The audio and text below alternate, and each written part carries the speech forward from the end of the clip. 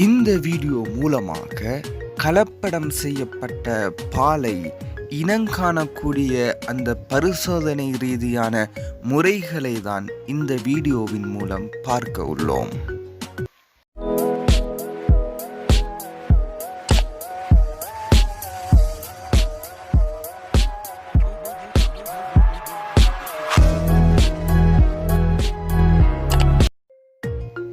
தரமான பால் உற்பத்தியின் முக்கியத்துவங்கள்.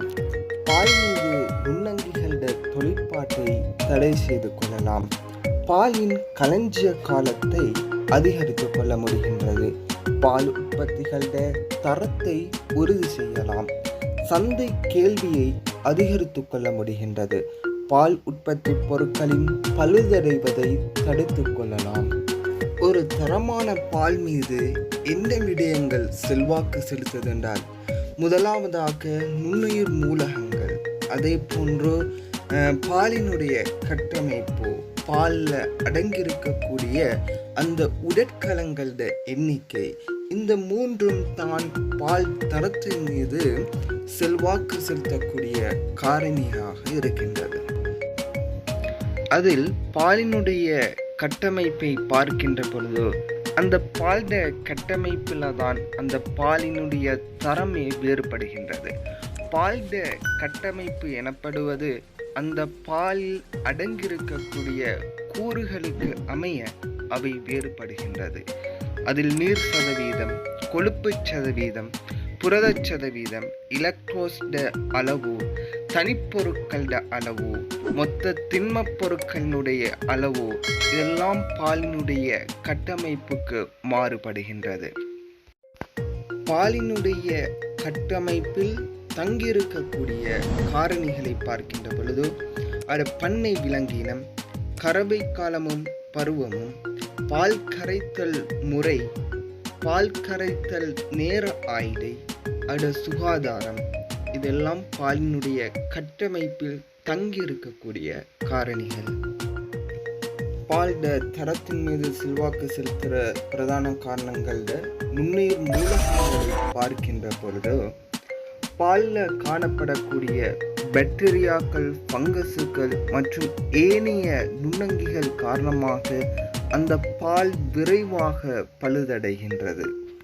பொதுவாக இது எவ்வாறான முறையில் பழுதடைகின்றது அல்லது தொற்றுக்குள்ளாகுகின்றார்? இவை பால் கரைக்கக்கூடிய அந்த மனிதர்கள் மூலமாக அல்லது மாடுகள் ஏற்படக்கூடிய தொற்றுக்கள் மூலமாகவோ அல்லது பண்ணை சுகாதாரமற்ற முறையில் காணப்படக்கூடிய சந்தர்ப்பத்தில் தான் இவ்வாறான தொற்றுக்கு இவை உள்ளாகின்றது.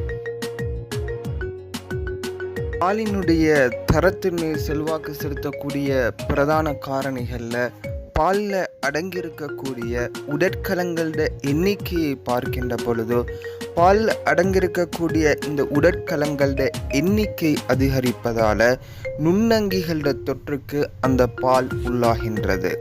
பொதுவாக ஆரோக்கியமான ஒரு பசுட பாற்சுரப்பில் 1 மில்லியன் செல்ஸ் குறைவான உடற்கலங்கள் காணப்படுகின்றது. இதனை விட அதிகரிக்கின்ற பொழுதுதான் அந்த பாலினுடைய தரமே குறைவடைந்து செல்கின்றது. ஆகவே அதனுடைய களஞ்சிய காலமும் குறைவடைந்து செல்லும். பால் சேகரிப்பு நிலையங்களில் பாலுக்கான சோதனைகள் நடாத்தப்படுகின்றது. அதில் பாலினுடைய தரத்தினை எவ்வாறு சோதிக்கிறது அது சம்பந்தமாக பார்க்கின்ற பொழுது பொதுவாக பாலை பண்பு ரீதியான சோதனைகள், அளவு ரீதியான சோதனைகள் என்று இவை மேற்கொள்ளப்பட்டு வருகின்றது. இந்த சோதனை மூலமாகத்தான் ஒரு பாலினுடைய தரம் தீர்மானிக்கப்படுறதோடு அந்த பாலின் தரத்துக்கு அமைய உரிமையாளர்களுக்கு பணமும் செலுத்தப்படும். ஆகவே இந்த பண்பு ரீதியான சோதனைகள், அளவு ரீதியான இந்த சோதனைகள், இந்த 2 சோதனைகளில் பண்பு ரீதியான சோதனைகளை பார்க்கின்ற பொழுது அதில் என்னென்ன வகை உள்ளடங்குகின்றது? முதலாவதாக மனம், சுவை, நிறத்தை நாம் சோதிக்கிறது. பால் வேறு கொழுப்பமிலங்கள் சேர்க்கப்பட்டுள்ளதா அறியக்கூடிய சோதனைகள், பால் திரைதல் சோதனை, ரெசசோரின் சோதனை, அல்கோஹால் சோதனை, கலந்திலக்கமாக்கிய அந்த பாலை எவ்வாறு இனங்காண்றது? இவ்வாறான சோதனைகள் பண்பு ரீதியான சோதனைகள்ல உள்ளடங்குகின்றது.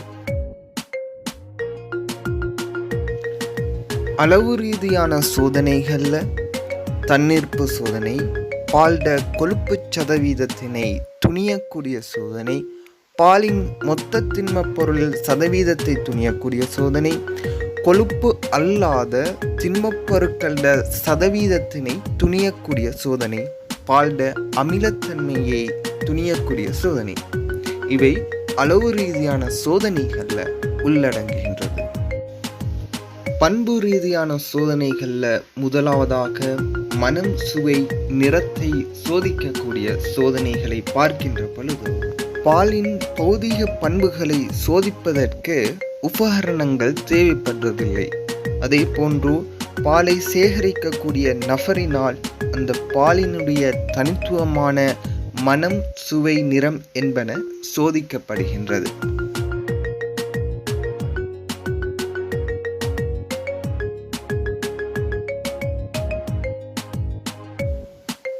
பண்பு ரீதியான சோதனைகளில் இரண்டாவதாக பாலில் வேறு கொழுப்பு சேர்க்கப்பட்டுள்ளதை அறியக்கூடிய சோதனைகளில் எவ்வாறான முறையில் இனங்காணப்படுவதென்றால், பாலில் உள்ள கொழுப்பு சிறுகோளங்களின் வடிவத்தை அவதானிப்பதன் மூலமாக அந்த பாலினுடன் வேறு கொழுப்பு சேர்த்து கலந்திலக்கப்பட்டுள்ளதா என்பதை அறியக்கூடிய ஒரு சோதனைதான்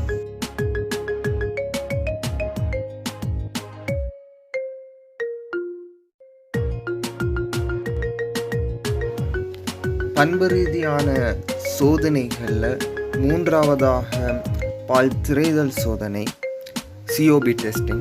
இங்கு எவ்வாறு மேற்கொள்ளப்படுகின்றால், இந்த பரிசோதனை மிகவும் இலகுவாக செய்யக்கூடிய ஒரு பரிசோதனையாகும். இதன் போது பால் பரிசோதனை குழாய் மூலமாக எடுக்கப்பட்டு அவற்றினை வெப்பப்படுத்துகின்ற பொழுது பழுதடைந்த பால் என்றால் விரைவாக பழுதடைந்து விடும். ஆகவே நல்ல நிலையில காணப்படக்கூடிய பால் இவை திரள மாட்டாது. எனவே இது பாக்டீரியாக்களோட தொழிற்பாடு காரணமாக உருவாகக்கூடிய அமிலத்தன்மை காரணமாகத்தான் இவை திரளுகின்றது. இலகுவாக மேற்கொள்ளக்கூடிய ஒரு பரிசோதனை. இவை எவ்வாறு மேற்கொள்ளப்படுதுண்டா, 1 மில்லிலீட்டர் அல்லது 2 மில்லிலீட்டர் பால் சிறிதளவு எடுக்கப்பட்டு அது 68% செறிவு கொண்ட எத்தைல் ஆல்கஹால் 1 மில்லிலீட்டர் அல்லது 2 மில்லிலீட்டர் சேர்க்கப்படுறது. இவ்வாறு சேர்க்கப்பட்டதற்கு பிறகு தரம் குறைந்த ஒரு பால் என்றால் மிக இலகுவாக அவை திரட்சி அடைந்திடும். இந்த பால் திரட்சிக்கான காரணம் என்னன்னா, பொதுவாக அதிக அமிலத்தன்மை காரணமாக உண்டாகக்கூடிய உறுதியற்ற புரதங்களாலையும் அதே போன்று அல்புமின் புரதத்தின் அளவு அதிகரிக்கக்கூடிய சந்தர்ப்பத்தில் அல்லது மடிகளர்ச்சிக்குட்பட்ட பசுவினுடைய பால் கலந்ததனால் உப்புச்சரிவு அதிகரிப்பதன் காரணமாகத்தான் இங்கு பால் திரட்சி அடைகின்றது. பண்பு ரீதியான சோதனைகளில் நான்காவதாக கலந்திலக்கமாக்கப்பட்ட பாலை எவ்வாறு இனங்காணக்கூடிய சோதனை. பாலில் சீனி கலக்கப்பட்டுள்ளதா என்பதை இனங்காணக்கூடிய முறையை பார்க்கின்ற பொழுதோ, அதில் முதலாவது பாலுக்கு கிளிசரினை கலந்து பால் சிவப்பு நிறமாக மாறினால் அதில் சீனி அல்லது தேங்காய் பால் உள்ளது என எம்மால் உறுதி செய்து கொள்ள முடிகின்றது. அதே போன்று பாலில் மாப்பொருள் கலக்கப்பட்டுள்ளதா என்பதை இனங்காணக்கூடிய அந்த பரிசோதனையில் 1 மில்லிலீட்டர் பாலுக்கு 2 துளி அயடினை நாங்கள் சேர்க்கின்ற பொழுதோ நீல நிறம் தோன்றினால் இதன் மூலம் என்ன செய்கிறது, பால் மாப்பொருள் உள்ளது என்பதை எம்மால் உறுதி செய்து கொள்ள முடிகின்றது.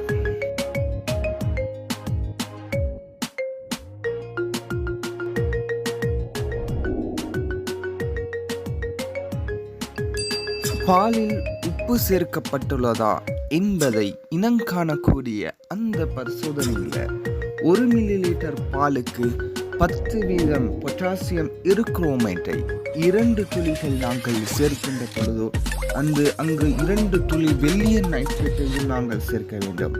அங்கு மஞ்சள் நிறம் தோன்றினேன் என்றால் அங்கு பாலில் உப்பு சேர்க்கப்பட்டில்லை என்ற ஒரு முடிவுக்கு வரலாம். அது இளம் சிவப்பு நிறமாக மாறக்கூடிய சந்தர்ப்பத்தில் அங்கு உப்பு சேர்க்கப்பட்டிருக்கின்றது என்ற ஒரு முடிவுக்கு வர முடிகின்றது.